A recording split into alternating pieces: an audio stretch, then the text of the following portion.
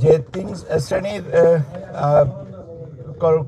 মানে মানুষ আমরা এখানে দেশের অভ্যন্তরে পোস্টাল ব্যালটের মাধ্যমে ভোট দিতে পারবেন। একটা হচ্ছে সরকারি চাকরিজীবী, একটা হচ্ছে যে যারা নির্বাচনী দায়িত্বে থাকবেন এবং যারা আইনি হেফাজতে আছেন।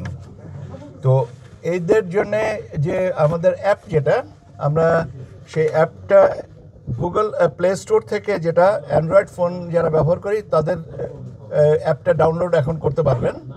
আমরা এখনও ওই অ্যাপল স্টোরের যেটা আইফোন ব্যবহারকারীদের ওই অনুমোদনটা এখনও পাইনি, যদিও একসাথে আমরা অনুমোদনটা প্রসেস করেছিলাম, কিন্তু আমরা অ্যান্ড্রয়েড সিস্টেমের যেটা আছে সেটা থেকে আমরা এই ডাউনলোড করতে পারছি।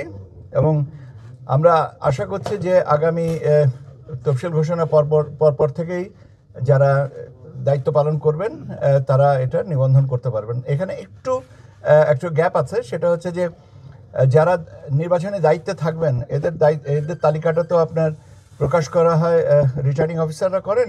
তো রিটার্নিং অফিসাররা যতক্ষণ না পর্যন্ত করছেন ততক্ষণ পর্যন্ত এটা সীমাবদ্ধ থাকবে, তবে সেটা নিঃসন্দেহে দীর্ঘায়িত হবে না। আগামী সপ্তাহে আমরা এটাকে কমপ্লিট করতে পারবো এবং আমার মনে হয় যে এটা 16 বা 17 তারিখ থেকেই আমরা এটা শুরু করতে পারবো। কিউব হোল্ডিংসের গল্পে সেই রেখাটি আঁকা হয়েছিল আজ থেকে 1 যুগ আগে, কেবল কাগজে নয়, স্বপ্নের মাটির উপর। শব্দ নয়, কেবল নকশাই আমাদের ভাষা। Cube holdings limited. আইনি হেফাজতে যারা আছেন তাদের জন্য নিবন্ধনের সময়টা আমরা মোটামুটিভাবে যেটা নির্ধারণ করেছি 21শে ডিসেম্বর থেকে 25শে ডিসেম্বরের মধ্যে আমরা এই আইনি হেফাজতে যারা আছেন তাদের ভিতরে যারা নিবন্ধন করতে চান তাদের এটা সম্পন্ন করা হবে।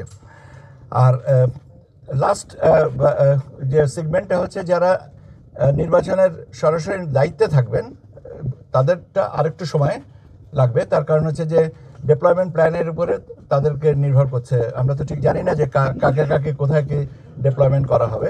তবে আরও রিটার্নিং অফিসাররা যখন আপনার এটা ঠিক করে দেবেন তারপর পরই অন্ততপক্ষে returning officer, presiding officer, assistant presiding officer, polling অফিসারদের নিবন্ধনটা শুরু হয়ে যাবে, যেটা আমি বলেছি আগামী 16 বা 17 তারিখ থেকে শুরু করা হবে। এর পাশাপাশি আরও কিছু স্ট্রাকচারাল আমি বলবো যে একটু লিমিটেশন আমরা ফেস করছি। আমাদের তফসিল ঘোষণার সাথে সাথে কতগুলো পরিপত্র দেওয়া হয় এবং সেই পরিপত্রগুলো রেডি করা আছে, আমরা করব।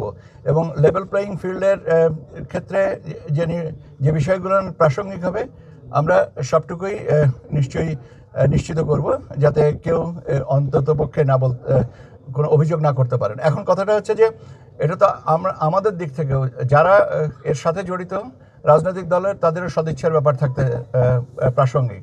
আমি বিশ্বাস করি, আমি আস্থা রাখি এবং আমি এটা অত্যন্ত দৃঢ়তার সাথে বলতে পারি যে সবাই সহযোগিতা করবেন। এখন আমার আশাবাদ নিশ্চয়ই বাস্তবায়িত হবে, এইটুকুই আমি বলতে পারি। কেউ যদি না মানেন তাহলে তার জন্য আইনগতভাবে যে ব্যবস্থাটা আছে সেটা নেওয়া হবে।